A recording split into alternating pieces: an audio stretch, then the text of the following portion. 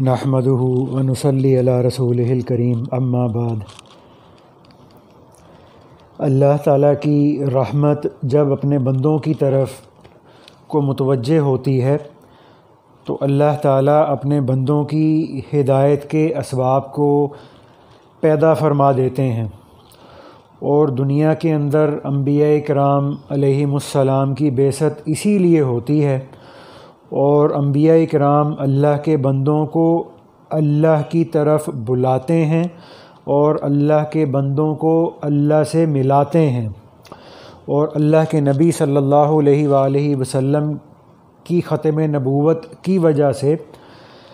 اب یہ انبیاء کرام علیہم السلام کا جو دین کا کام ہے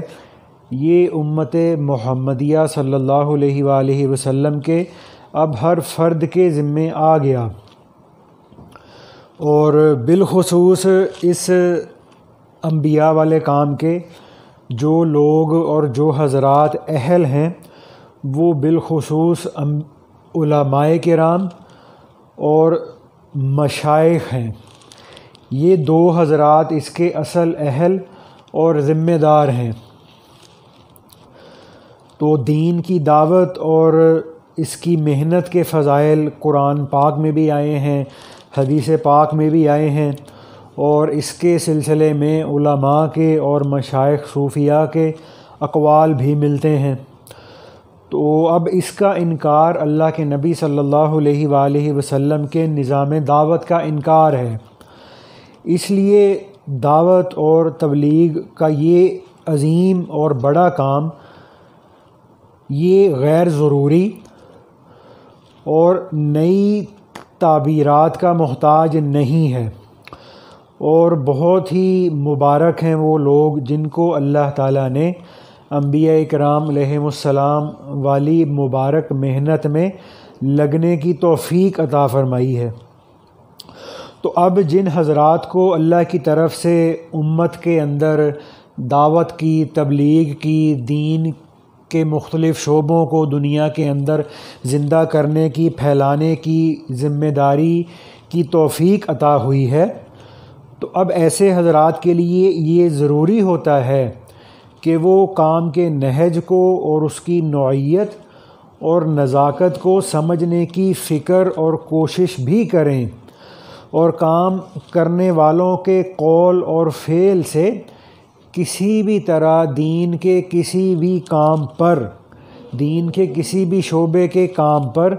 کوئی زد نہ پڑے اور حرف نہ آئے، ہمارا اپنا برتاؤ بھی ٹھیک ہو اور ہمارے بول بھی ٹھیک ہوں، یعنی گویا ہم کردار کے بھی غازی ہوں اور گفتار کے بھی غازی ہوں۔ تو اب اس میں جب بھی دنیا کے اندر دین کے کسی بھی شعبے کا کام پھیلتا ہے تو پھر اس شعبے کے دین کے کام کا اپنی نہج پر اور اپنے اصولوں پر باقی رہنا مشکل ہوتا چلا جاتا ہے۔ ہمارے انڈیا کے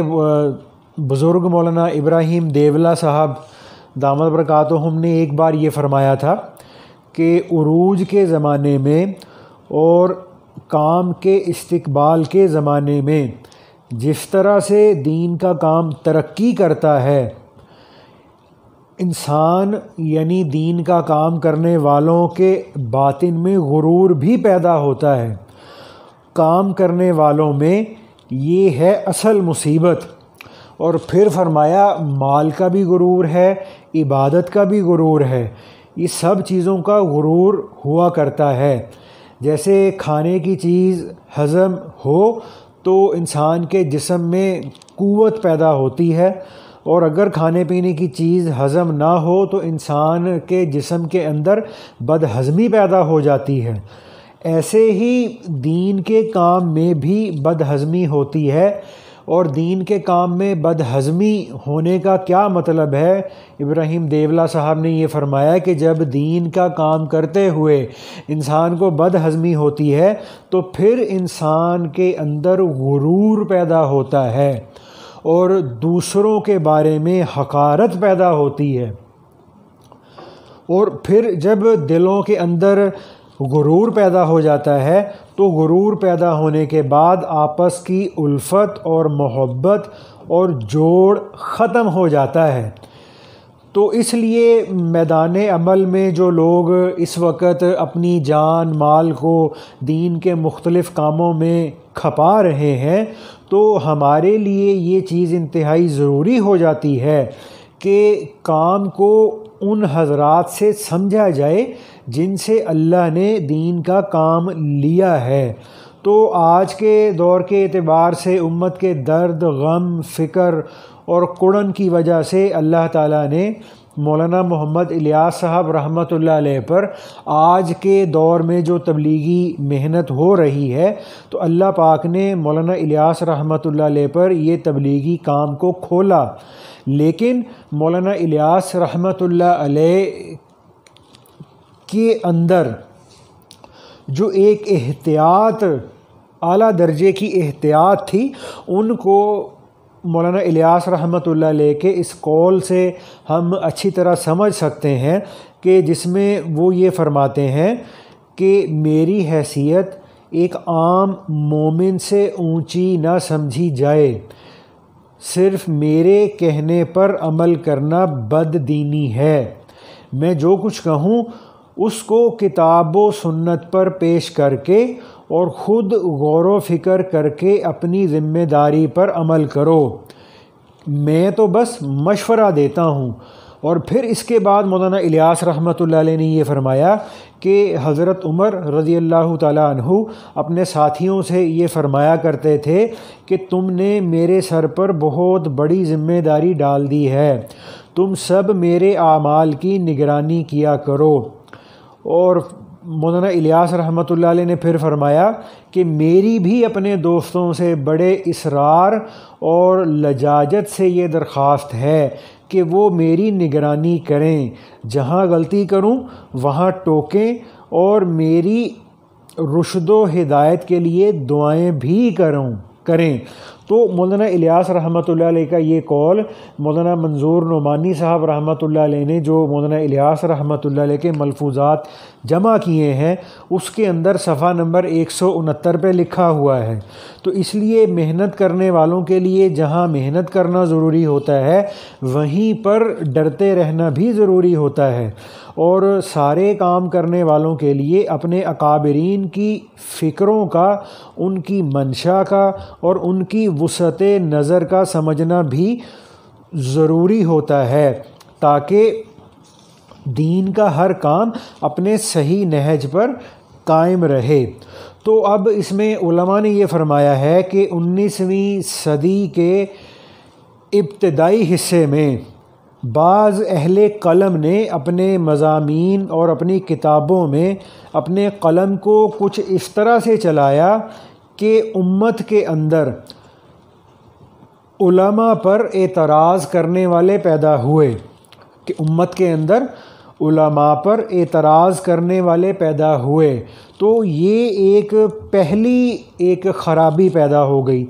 اور دوسری ان اہل قلم کے قلم سے اور ان کے مضامین سے جو دوسری بات امت کے اندر رواج پائی، وہ یہ تھی کہ اپنے اسلاف اور اپنے اکابرین سے بے اعتمادی پیدا ہو گئی، بدظنی پیدا ہو گئی اپنے اسلاف اور اکابر کے ساتھ۔ تو اس طرح آزاد روی اور اپنی ذاتی رائے پر عمل کرنے اور اپنی ذاتی رائے کو ترجیح دینے کی فضا بننے لگی۔ اور تیسری جو ایک چیز نئی پیدا ہوئی وہ یہ تھی کہ اللہ کے نبی صلی اللہ علیہ وآلہ وسلم کی بعثت کی جو ذمہ داریاں تھیں کہ آپ صلی اللہ علیہ وآلہ وسلم امت کا تزکیہ بھی فرمائیں گے، تو ذکر اور تصوف اور تزکیہ اور احسان کی محنت کے بارے میں اپنی کتابوں اور اپنے مضامین کے اندر کچھ لوگوں نے یہ لکھنا شروع کیا کہ یہ جو تصوف اور سلوک کی اور خانقاہی لائن کی محنت تھی، یہ ایک زہر تھا، یہ ایک زہر تھا جو امت کو تریاک سمجھ کر پلایا گیا۔ تو اس طرح سے مدرسہ، خانقاہ وغیرہ کی نفرت اور بے وقتی امت میں پیدا ہونے لگی۔ تو اس وقت کے جو اکابر تھے انہوں نے اس طرف پوری توجہ فرمائی کہ امت اس طرح کے فتنوں کا شکار نہ ہو جائے،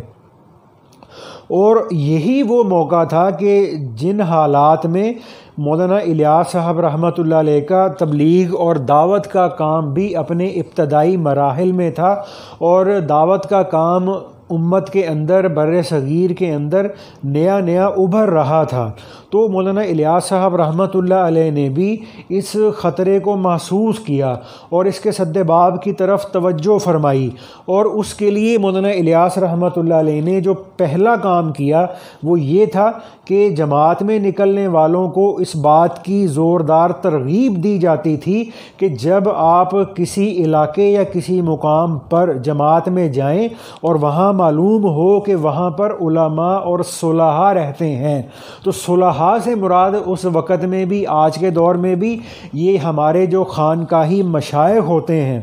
یہ صلحاء ان کو کہا جاتا تھا۔ تو فرمایا کہ معلوم ہو کہ وہاں علماء اور صلحاء رہتے ہوں تو پہلے ان کی خدمت میں حاضری دیں، ان سے اپنے لیے دعا کی درخواست کریں اور ان علماء اور صلحاء کا تعاون اپنے لیے حاصل کرنے کی پوری فکر کریں۔ تو اس طرح کی ترغیب مولانا الیاس رحمۃ اللہ علیہ کی طرف سے اس لیے دی جاتی تھی کہ علماء اور عوام میں دوری نہ پیدا ہو جائے، اور دوسری بات یہ تھی کہ امت کے اندر اپنے اسلاف اور اپنے اکابرین دین سے بے اعتمادی نہ پیدا ہو جائے، کہ ان کی حقارت نہ دلوں کے اندر پیدا ہو جائے کہ اگر اپنے اسلاف کی طرف سے بے اعتمادی اور بدگمانی دلوں کے اندر آئی تو خود رائی اور آزاد روی کا شکار ہو کر امت دین سے دور نہ ہو جائے۔ تو اسی لیے مولانا الیاس رحمۃ اللہ علیہ نے بڑی وضاحت سے اس بات کو فرمایا کہ اب ان کا یہ ملفوظ بھی مولانا منظور نعمانی صاحب رحمۃ اللہ علیہ نے جو مولانا الیاس رحمۃ اللہ علیہ کے ملفوظات جمع کیے ہیں اس کے صفحہ نمبر 120 پہ لکھا ہوا ہے۔ اس میں مولانا الیاس رحمۃ اللہ علیہ نے یہ فرمایا تھا کہ اس سلسلہ کا ایک اصول یہ ہے کہ آزاد روی اور خود رائی نہ ہو، بلکہ اپنے آپ کو بڑوں کے مشوروں کا پابند رکھو جن پر دین کے بارے میں ان اکابر مرحومین نے اعتماد ظاہر کیا تھا، جن کا اللہ کے ساتھ خاص تعلق معلوم اور مسلم ہے۔ اور تیسری طرف اس بات کی بھی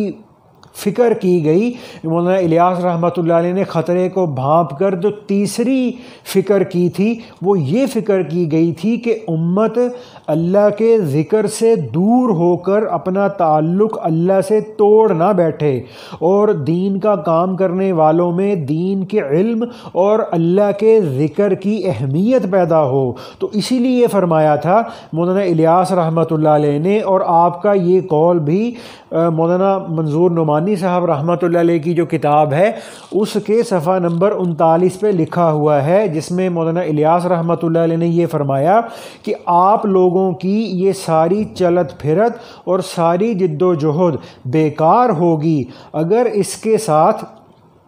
علم دین اور ذکر اللہ کا پورا اہتمام آپ نے نہیں کیا، بلکہ سخت خطرہ ہے اور قوی اندیشہ ہے کہ اگر ان دو چیزوں کی طرف سے غفلت برتی گئی تو یہ جد و جہد ایسا نہ ہو کہ فتنہ اور گمراہی کا ایک نیا دروازہ بن جائے۔ تو اس طرح مولانا محمد الیاس صاحب رحمۃ اللہ علیہ نے پوری قوت کے ساتھ تعلیم، تزکیہ اور دعوت کو ایک ساتھ لے کر چلنے کی طرف توجہ فرمائی، اور امت کے اندر اتحاد اور وحدت پیدا کرنے کا یہی ایک طریقہ تھا جو اس کام کا اصل مقصد تھا۔ تو مولانا الیاس رحمۃ اللہ علیہ نے امت میں